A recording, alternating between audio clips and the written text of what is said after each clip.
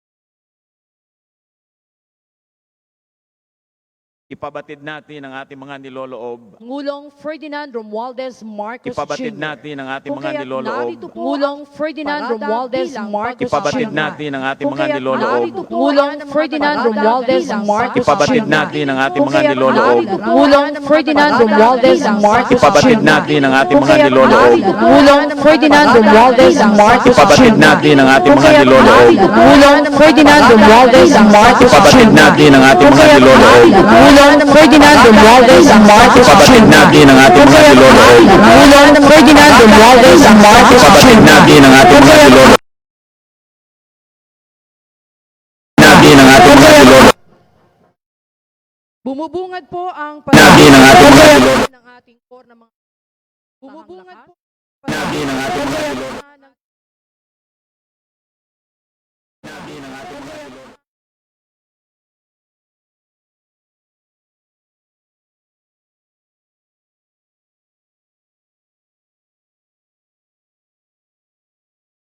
inyo pong opener paglipak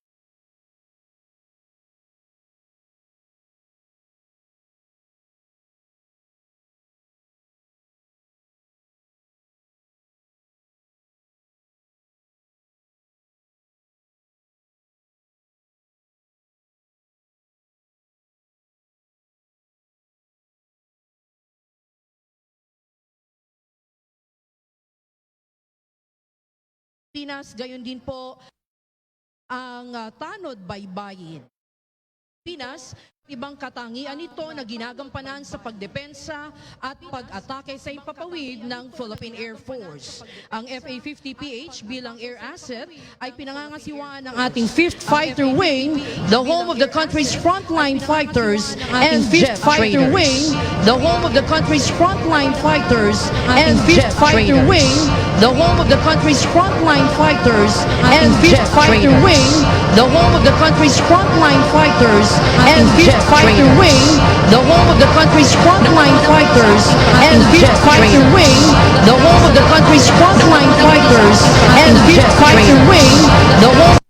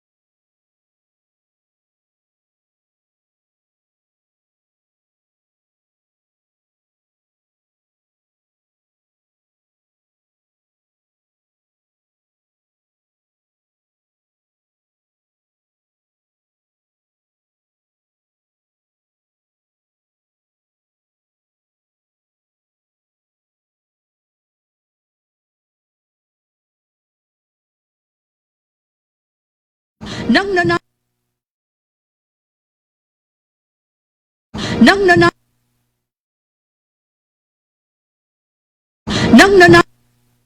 Mundi Logronyo nang nanadong mga public safety Mundi Logronyo nang nanadong mga public safety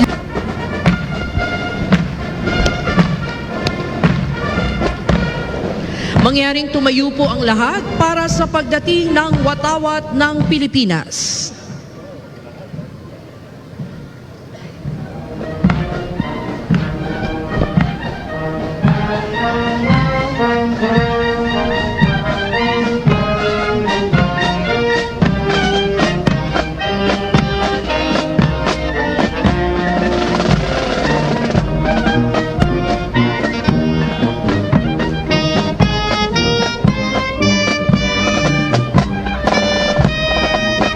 Mangyaring magsiyupo na ang lahat. Ating natutunghayan ang mga sagisag mula sa Sandatahang Lakas, Pambansang Pulisya at sa Tanod Baybayin ng Pilipinas. Ang pangalawang brigada sa kanilang kasuotang battle dress attire ay pinamumunuan ni Brigadier General Joanis Leonardi B. Di Maano ng Air Force. Sumusunod ang batalyon ng Special Operations Forces ng Sandatahang Lakas sa pangunguna ni Commander Ray R.G. Habonete ng Navy. Binubuo ang batalyon ng Scout Ranger at Special Forces ng Philippine Army, Naval and Special Operations Group ng Philippine Navy at 7th Special Operations Wing ng Philippine Air Force. Sila mga piling individual na ang kasanayan ay sa iba't ibang larangan at nakakaangat lalo na sa mga espesyal na operasyon. Narito naman ang batalyon na binubuo ng kapulisan at Tanod Baybayin na pinamumunuan ni Police Lieutenant Colonel Joseph C. Bayan. Ang ating kapulisan na tagapagpatupad ng batas sa papanatili ng kapayapaan at kaayusan at nagsisiguro sa kaligtasan ng ating mamamayan. Ang Tanod Baybayin ay nakatuon sa Maritime Search and Rescue, Maritime Law Enforcement, Maritime Safety, Marine Environmental Protection at Maritime Security. Tunghayan natin ang mga sasakyan at gamit pandigma ng Sandatahang Lakas ng Pilipinas, Pambansang Pulisya ng Pilipinas at Tanod Baybayin ng Pilipinas, gayon din ang mga tauhang kabilang sa mga espesyal na unit, kasama na rin po ang pansuportang unit. Nangunguna ang mga espesyal na unit ng Sandatahang Lakas ng Pilipinas. Nariyan po ang Explosive Ordnance and Disposal Units, kabilang na rin po ang Chemical, Biological and Radiological Nuclear Teams. Sumusunod naman po ang Kia Light Tactical Vehicle at Troop Carrying Vehicle. Narito rin po ang 11 metrong rigid hull inflatable boat ng Naval Special Operations Group ng Philippine Navy. Ginagamit ito sa mga espesyal na operasyon bilang suporta sa maliitang SEAL operation. Ang tinaguriang combat arm of decision ng Armor Assets. Nangunguna ang Commando V-150 na pangunahing nakadisenyo para sa panloob na operasyong pansiguridad ng bansa. Kasabay ang Simba Armor Fighting Vehicle ng Philippine Army na gumaganap para sa panloob na seguridad. Nariyan din po ang V-300 Armor Personal Carrier ng Philippine Marine Corps, isang uri ng sasakyan na magagamit sa lupa o tubig man. Natutunghayan naman po natin ang artillery assets na binubuo ng mga kanyon ng sandatahang lakas ng Pilipinas. Nangunguna ang 20mm M39 anti-aircraft cannons at iniakma ito bilang ground-based weapons mula sa dating F-5 Freedom Fighters aircraft. Sumusunod ang Atmos 155mm howitzer system na binuo bilang shoot-and-scoot weapon na agarang magre-responde sa mahirap na kalupaan at kritikal na lugar. Kontrolado ito ng electronic suit na may inertial navigation system-based gun, laying method at automatic loader.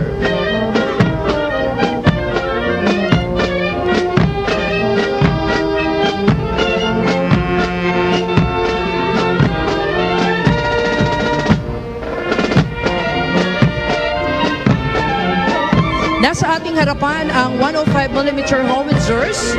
Sumusuporta ang mga ito sa mga puwersang nasa gitna ng operasyong militar. Ang gamit pandigmang ito ay nagbibigay ng close fire support.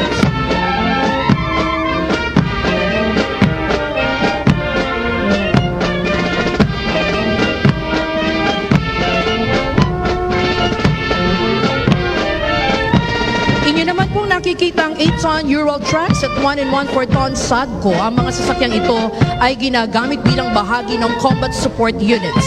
Gayon din sa panahon ng kagipitan, partikular sa humanitarian assistance and disaster response. Mga espesyal na sasakyang naglalaman naman ng mga gamit pang komunikasyon at sistemang pang-impormasyon na may kakayahan upang maisakatuparan ang ugnayan sa pamamagitan radio communication sa iba't ibang frequency bands. Ang mga sasakyan naman po at kagamitan ng ating pambansang pulisya ng Pilipinas sa tanod baybayin ng Pilipinas na pawang ginagamit sa iba't ibang larangan, seguridad at maging sa kampanya laban sa terorismo at humanitarian assistance and disaster response. Pinangungunahan ito ng PNP Highway Patrol na tinaguriang Guardian of the Highways na nakatuon sa operasyon sa lansangan para sa traffic safety at maging sa paglaban sa krimen. Nariyan po ang mga sasakyan ng NCRPO, ang Forensic Group Scene of the Crime Operatives, ang Chemical, Biological, Radiological, Nuclear and Explosives, at ang pinagsanib na Explosive Ordnance at K9 Mobile Vehicle Van. Natutunghayan natin ang SWAT Van, ang Special Action Force, na lula ng Multipurpose Armored Vehicle Personnel Carrier at MG Rubber Boat.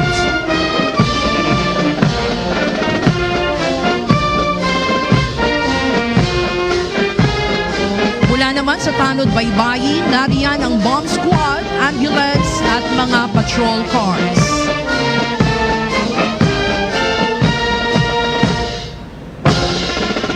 Nariyan po ang kanilang jet ski para naman sa agarang makatugon sa seguridad at search and rescue operations. Ang aluminum search and rescue boats na nakadisenyo upang mabilisang makaresponde ang rescue team sa mga nalunod o biktima ng sakuna sa karagatan. Samantalang ang Regional Hull Boat ay ginagamit sa iba't ibang misyong isinasagawa ng Coast Guard Anti-Terrorist Unit.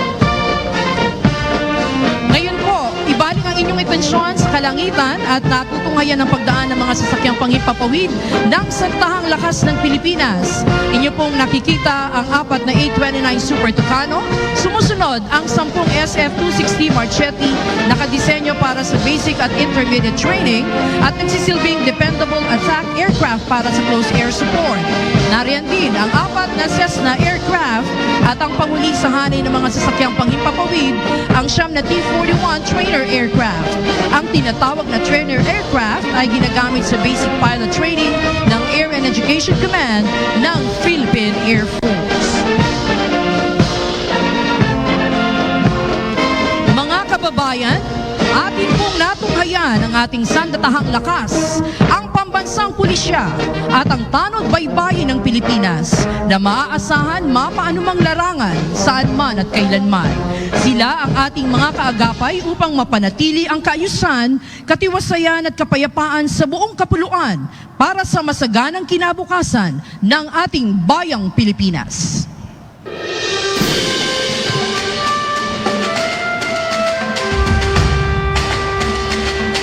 Mula naman sa iba't ibang sektor ng ating lipunan.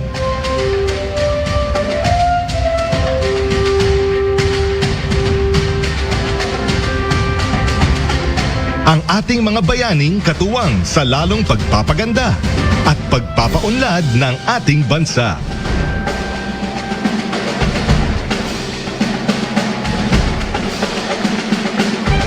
Ang ating mga medical frontliners.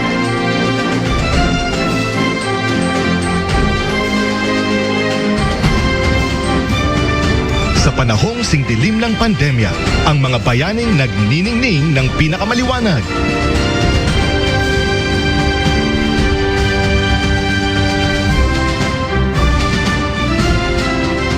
Sila ang ating mga medical at healthcare frontliners.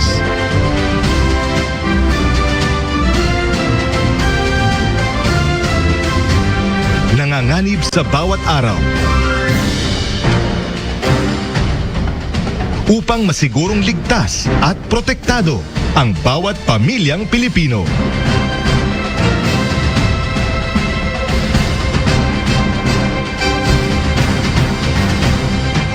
Ang ating mga overseas Filipino workers.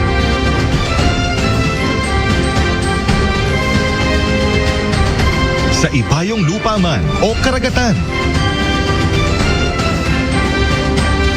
ang manggagawang Pilipino ay tinitingala ng ibang bayan. Dahil sa kanilang husay, galing,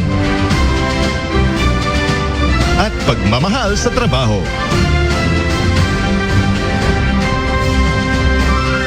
Karangal-rangal ang kanilang mga sakripisyo.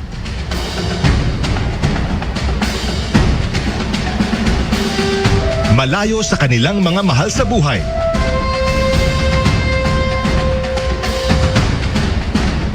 Kapalit ng kanilang di matatawarang kontribusyon sa ating ekonomiya.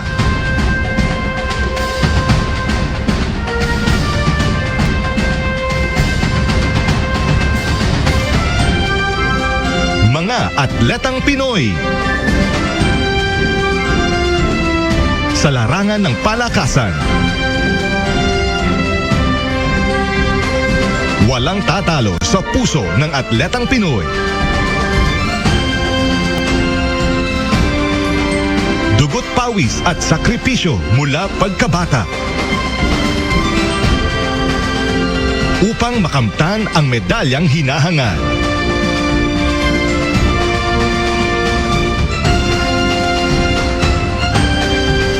Ang karangalang inyong dala para sa bansa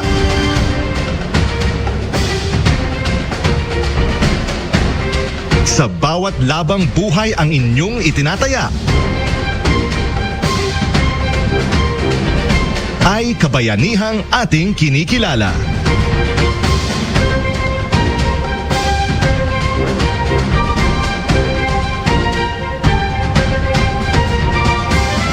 Ang manggagawang Pilipino. Kinikilala kinikilala bilang haligi ng ating pag-unlad bilang isang bansa.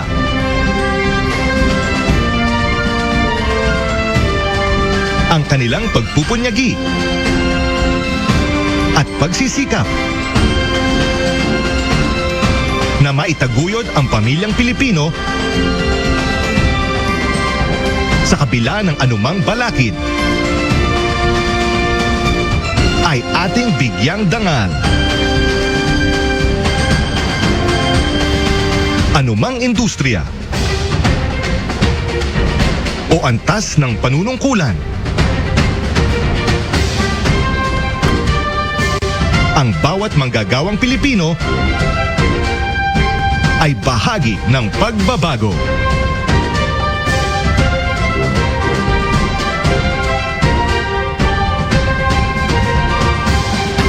Ang ating transport sector, panlupa, pantubig, o panghimpapawid.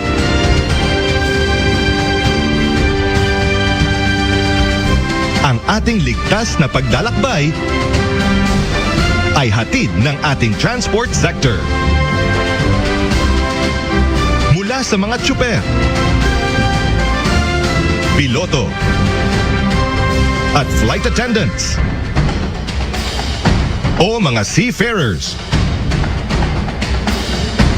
at kapitan ng barko. Ang kanilang husay at galing ay katuwang natin sa paglalakbay tungo sa maunlad na bukas.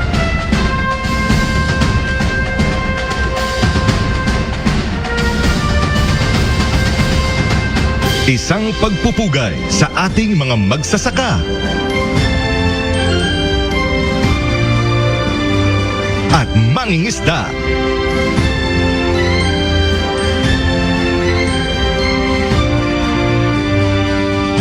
Kinikilala natin ang huwarang kontribusyon ng ating mga bayani sa pagpapaunlad ng sektor ng agrikultura.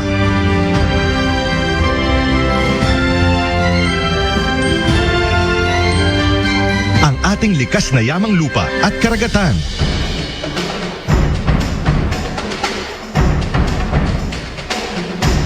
kasama ang mga makabagong teknolohiya,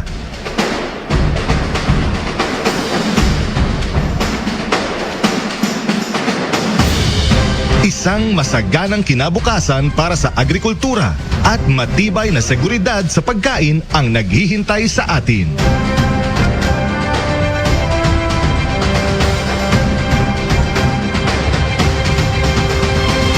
Ang ating Street Management Services Sector. Malinis, ligtas, at maayos na mga kalye at lansangan. Hatid ng ating mga kababayan sa serbisyo.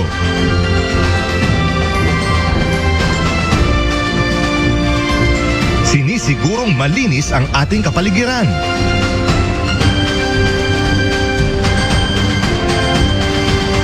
Maginhawa ang daloy ng trapiko.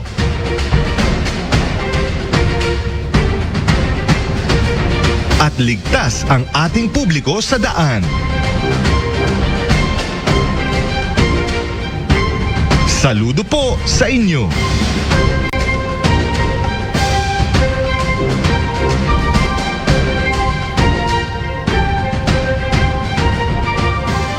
Ang ating construction industry. To read the joint resolution from the Senate and House of Representatives, Senate President Vicente Tito Soto III.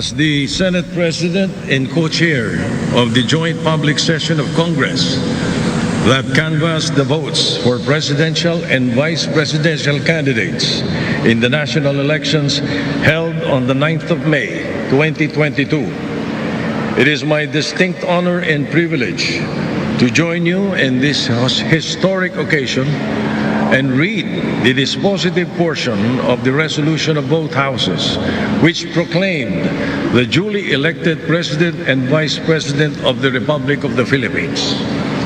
The dispositive portion of the said resolution reads as follows.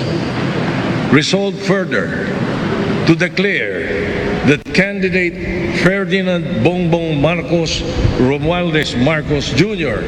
and candidate Sara Zimmerman Duterte received the highest number of votes cast for President and Vice President respectively in the national elections held on the 9th of May, 2022, and by virtue thereof to proclaim Ferdinand Bong Bong Romualdez Marcos Jr. as the duly elected President of the Republic of the Philippines and Sara Zimmerman Duterte as the duly elected Vice President of the Republic of the Philippines.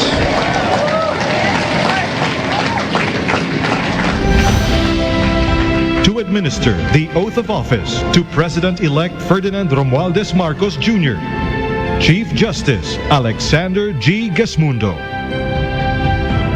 May we request on stage Attorney Liza Araneta Marcos, Ferdinand Alexander Sandro Marcos, Joseph Simon Marcos, and William Vincent Marcos to witness the oath taking.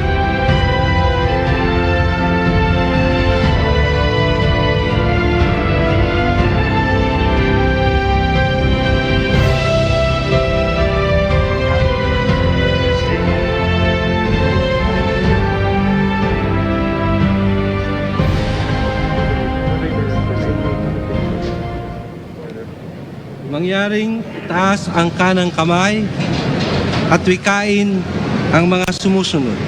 Ako, si Ferdinand Romualdez Marcos Jr. Si Ferdinand Romualdez Marcos Jr. ay mataimtim na nanunumpa.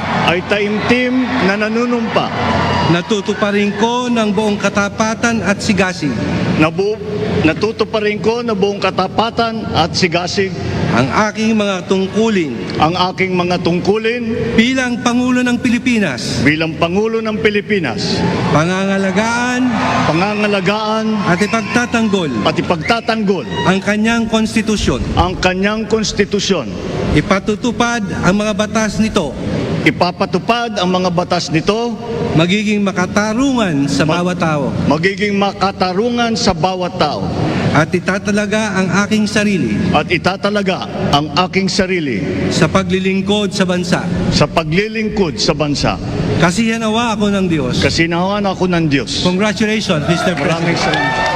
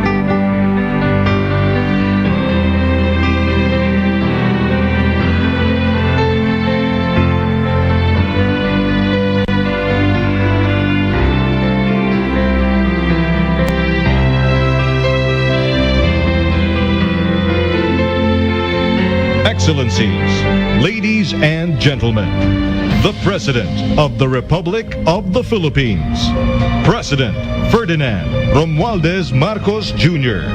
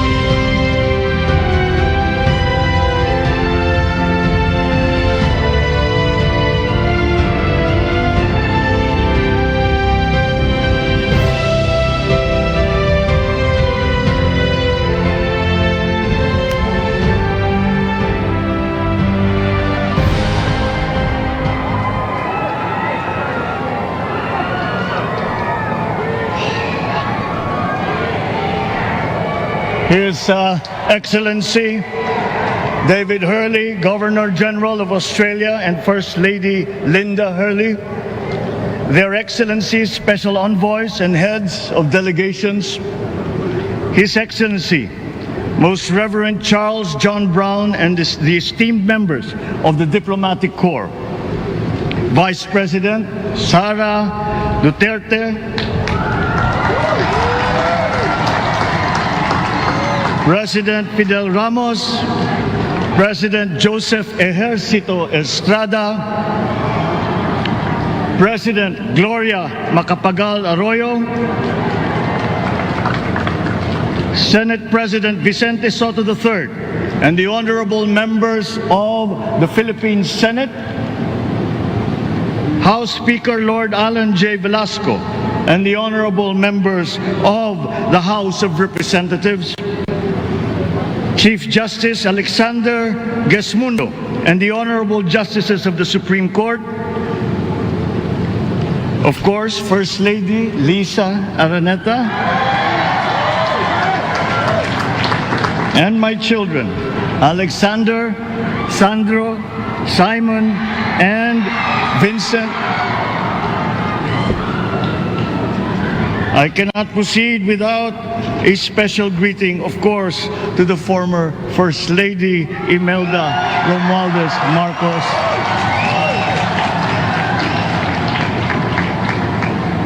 Other distinguished guests, ladies and gentlemen, my friends, ang aking minamahal na mga kababayan, magandang tanghali po sa inyong lahat.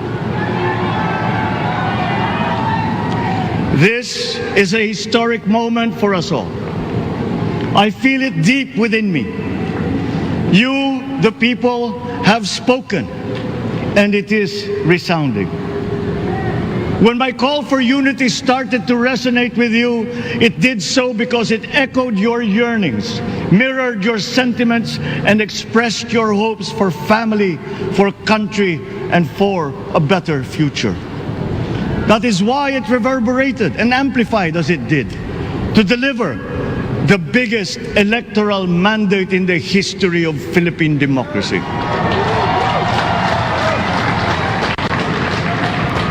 By your vote, you rejected the politics of division. I offended none of my rivals in this campaign. I listened instead to what they were saying. And I saw little incompatibility with my own ideas about jobs, fair wages, personal safety, and national strength, and ending want in a land of plenty.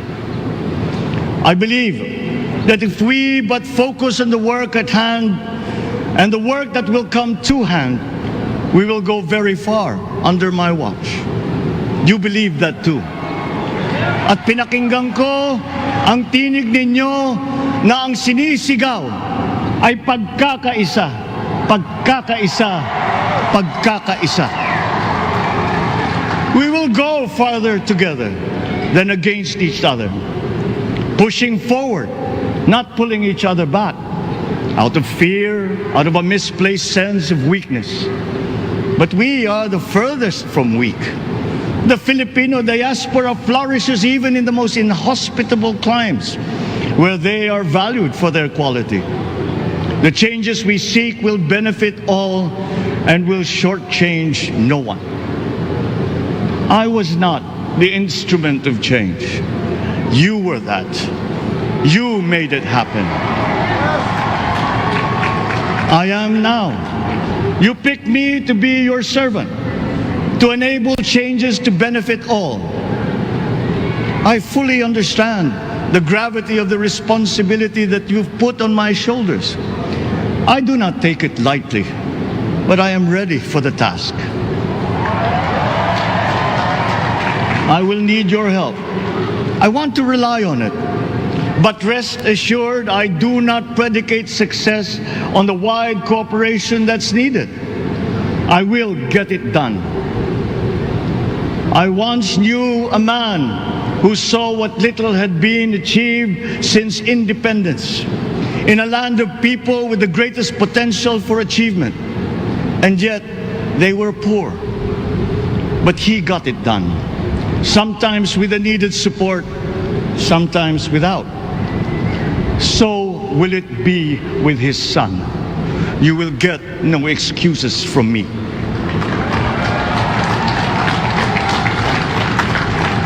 I am here not to talk about the past.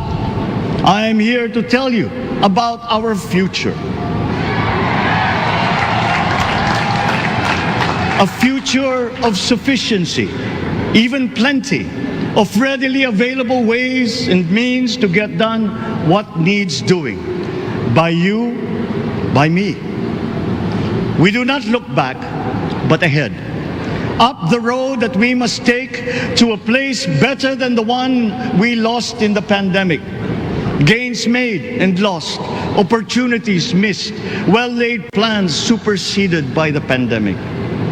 Indeed, ours was the fastest growing economy in ASEAN by ways now outdated. We shall be again by a radical change in the way the world must now work to recover what we have lost in that fire and move on from there. We face prospects of the spread of the war abroad, of which we are totally blameless. We seek friendship with all. But countries like ours will bear the brunt of it. And if the great powers draw the wrong lessons from the ongoing tragedy in Ukraine, the same dark prospect of conflict will spread to our part of the world. Yet, there is more out there. Like going forward by new ways of doing that the pandemic forces to adopt. A stronger resilience, quicker adaptability. They are our best prevention. They are our best protection.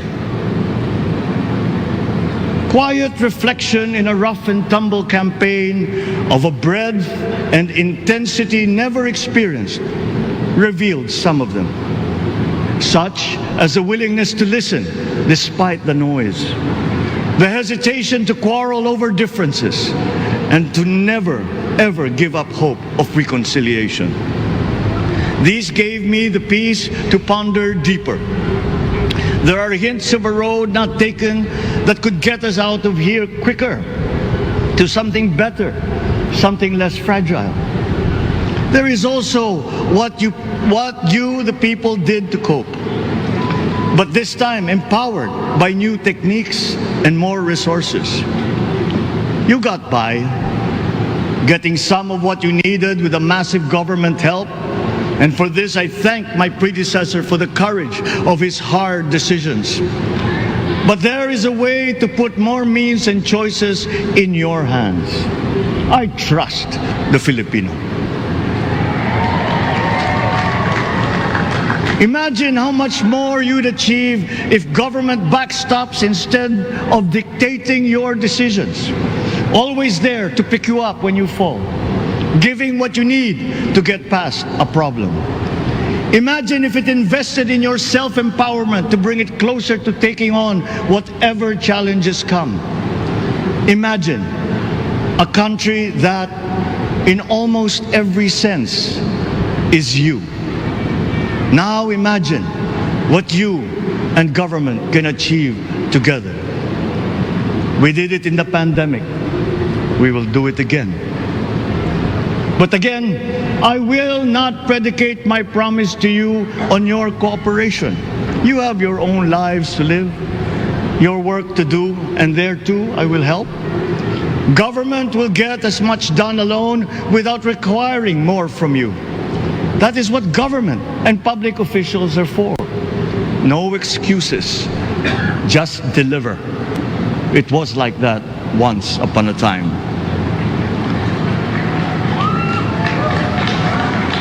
I did not talk much in this campaign. I did not bother to think of rebutting my rivals. Instead, I searched for promising approaches better than the usual solutions. I listened to you. I did not lecture you who has the biggest stake in our success. And the forthcoming State of the Nation will tell you exactly how we shall get this done. In this fresh chapter of our history, I extend my hand to all Filipinos.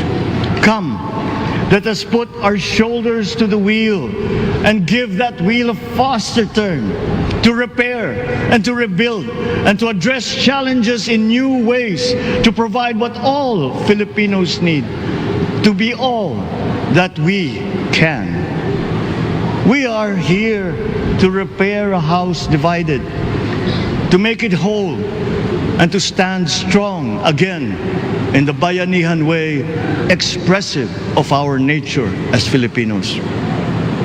We shall seek, not scorn, dialogue. Listen respectfully to contrary views. Be open to suggestions coming from hard thinking and unsparing judgment. But always from us, Filipinos. We can trust no one else when it comes to what is best for us. Past history has often proven that. Solutions from outside divided us. None deepened our understanding. They were always at our expense. Never forget, we are Filipinos. One nation, one republic, indivisible. We resisted and never failed to defeat foreign attempts to break up our country in my father's watch. His strongest critics have conceded that. So let us all be part of the solution that we choose. In that lies the power to get it done. Always be open to differing views, but ever united in our chosen goal. Never hesitating to change it, should it prove wanting. That is how agile, resilient republics are made. Our future, we decide today. Yesterday cannot make that decision anymore, nor can tomorrow delay it. The sooner we start, the surer and quicker the prospect of achieving our future. These are troubling times. What's happening to others can happen to us, but it will not. We see what's happening. We are witness to how it is being stopped, and we have seen the glory that crowns struggle against all odds. Giving up is not an option. We've been through times of bitter division, but united. We came through to this when it shall begin again, but better. The campaigns I've run have taken me here where I stand today. I listened to you, and this is what I have heard. We all want peace in our land. You and your children want a good chance at a better life in a safer, more prosperous country. All that is within reach of a hard-working, warm, and giving race. Your dreams are mine. Pangarap nyo ay pangarap ko. How can we make them come true? How can we do it together? But I will take it as far as anyone with the same faith and commitment can, as if it depended entirely on himself. Sa pangarap na maging mapayapa ang ating bansa, ang pangarap nyo ay pangarap ko. Sa pangarap na maging maunlad ang ating bansa, ang pangarap nyo ay pangarap ko. At sa pangarap na maging mas masinang ang kinabukasan natin at ng ating mga anak, ang pangarap nyo ay pangarap ko. We are presently drawing up a comprehensive, all-inclusive plan for economic transformation. We will build back better by doing things in the light of the experiences that we have had, both good and bad. It doesn't matter. No looking back in anger or nostalgia. In the road ahead, the immediate months will be rough, but I will walk that road with you. The pandemic ravaged bigger economies than ours. The virus is not the only thing to blame. What had been well built was torn down. We will build it back better. The role of agriculture cries for the urgent attention that its neglect and misdirection now demands. Food self-sufficiency has been the key promise of every administration. None but one delivered. There were inherent defects in the old ways and in recent ways too.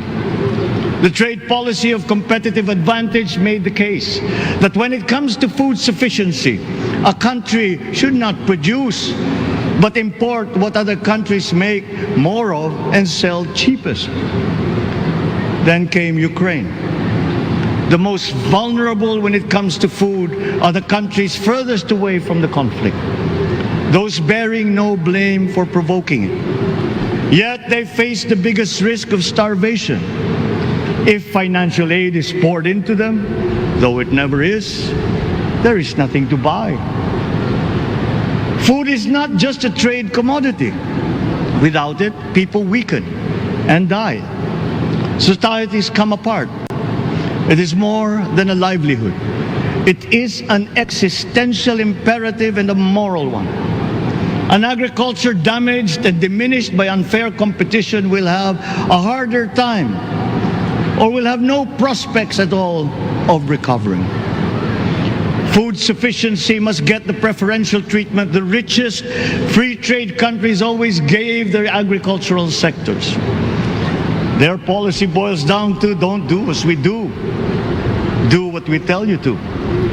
I am giving that policy the most serious thought if it doesn't change or make more allowances for emergencies with long-term effects. There is a parallel problem in our energy supply. Sufficient fossil fuel-free technology for whole economies has yet to be invented. And it is not seriously tried by rich countries. Again, consider the response of the richest countries to the war in Ukraine. But surely, a free world awash with oil can assure supplies. Or we will find a way. We are not far from oil and gas reserves that have already been developed. What we teach in our schools, the materials used must be rethought. I am not talking about history. I'm talking about the basics, the sciences, sharpening theoretical aptitude and imparting vocational skills, such as in the German example, alongside the national language with equal emphasis and facility in a global language, which we had and lost. Let us give OFWs all the advantages we can for them to survive and to thrive. Our teachers from elementary up are heroes fighting ignorance with poor paper weapons. We are condemning the future of our race to menial occupations abroad. Then they are exploited by traffickers. Once we had an education system that prepared coming generations for more and better jobs. There is hope for a comeback. Vice President and soon-to-be Secretary of Education, Sara Duterte Carpio, will fit that mission to a T. We won't be caught unprepared, under-equipped, and understaffed to fight the next pandemic. To start with, we never got over the pandemic of poor, if any, free public health. The last major upgrade of a public health system, exemplified by the resources poured into PGH, predates the current shambles by 3 generations. Our nurses are the best in the world. They acquitted themselves with the highest distinction abroad, having suffered even the highest casualties. With the same exemplary dedication, at home, they just got by. They are out there because we cannot pay them for the same risk and workload that we have back here. There will be changes starting tomorrow. I am confident because I have an OPLEC in my cabinet. There were shortcomings in the COVID response. We will fix them out in the open. No more secrets in public health. Remember, I speak from experience. I was among the first to get COVID. It was not a walk in the park. My father built more and better roads, produced more rice than all administrations before his. President Rodrigo Roa Duterte built more and better than all the administrations succeeding my father's. Much has been built, and so well, that the economic dogma of dispersing industry to develop the least likely places has been upturned. Development was brought to them. Investors are now setting up industries along the promising routes built. And yet, the potential of this country is not exhausted. Following these giant steps, we will continue to build. I will complete on schedule the projects that have been started. I'm not interested in taking credit. I want to build on success that's already happening. We will be presenting the public with a comprehensive infrastructure plan. 6 years could be just about enough time. No part of our country will be neglected. Progress will be made wherever there are Filipinos, so no investment is wasted. The recovery of Philippine tourism with its emphasis on accessing nature's beauty, I am sure will exceed expectations. And bigger is not always better, but there's something to be said for economies of scale. And yet the country invites investments in fast rising industries with quick returns and inflicts irreparable damage for future generations. We have yet to see large-scale practical solutions to pollution, though some are beginning to emerge. But there are tried and proven new ways of mitigation. Blades have been turning over the sand dunes of Ilocos Norte, harnessing a power all around, but unseen, long before this day. I built them. The rich world talks a great deal, but does a lot less about it than those with much less, but who suffer more death and destruction from climate change and lack of adaptation. We will look to our partners and friends to help the Philippines, who, despite having a very small carbon footprint, is at the highest risk. First, spare victims, then help them recover, and move on to lessen the harmful impact of climate change. We too have our part to play. We are the third biggest plastics polluter in the world. But we won't shirk from that responsibility. We will clean up. You will not be disappointed, so do not be afraid. With every difficult decision that I must make, I will keep foremost in my heart and in my mind the debt of gratitude I owe you for the honor and responsibility that you have conferred on me. Whatever is in a person to make changes for the better of others, I lay before you now in my commitment. I will try to spare you. You have your other responsibilities to carry. But I will not spare myself from shedding the last bead of sweat or giving the last ounce of courage and sacrifice. And if you ask me why I am so confident of the future, I will answer you simply that I have 110 million reasons to start with. Such is my faith in the Filipino.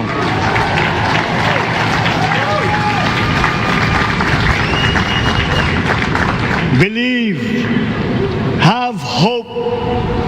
The sun also rises like it did today and as it will tomorrow.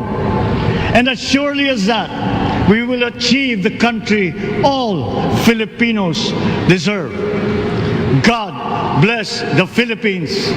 God bless our work. Maraming salamat po sa inyong lahat. Mabuhay ang Pilipinas. Magandang tanghali po.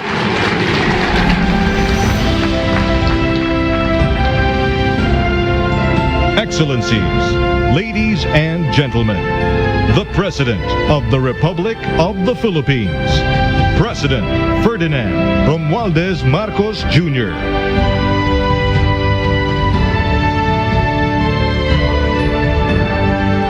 We will now have a photo opportunity with President Ferdinand Romualdez Marcos Jr. May we invite the first family on stage.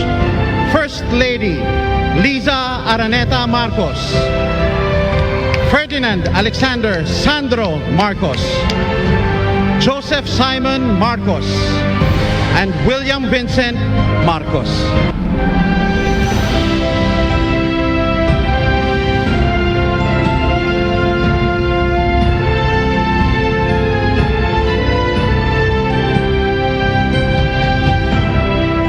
Inyo pong natunghayan ang naging talumpati at una doon ay yung panunumpa niya at yung naging talumpati ni President Bong Bong Marcos. Umabot ito ng nasa humigit kumulang 30 minuto na panunumpa at the same time hanggang doon sa speech at kasalukuyan po nagkakaroon ng photo opportunity po. At kasama pa rin natin si Attorney Rolex Suplico at si Sas Rogando Sasot. Unahin muna natin tanungin si Sas, ano masasabi mo doon sa naging speech ni Pangulong Bongbong Marcos?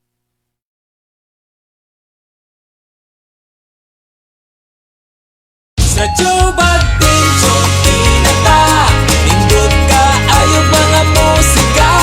Sa jubag tingaw ang drama, nagtuna kita sa balita. Partner na to kung taguto, lahos sa kagahion. Number one kung pinakakusog, ang Baganyan Broadcasting Corporation. Ang himpilan na tunay na malakas at pinakikinggan sa Pagadian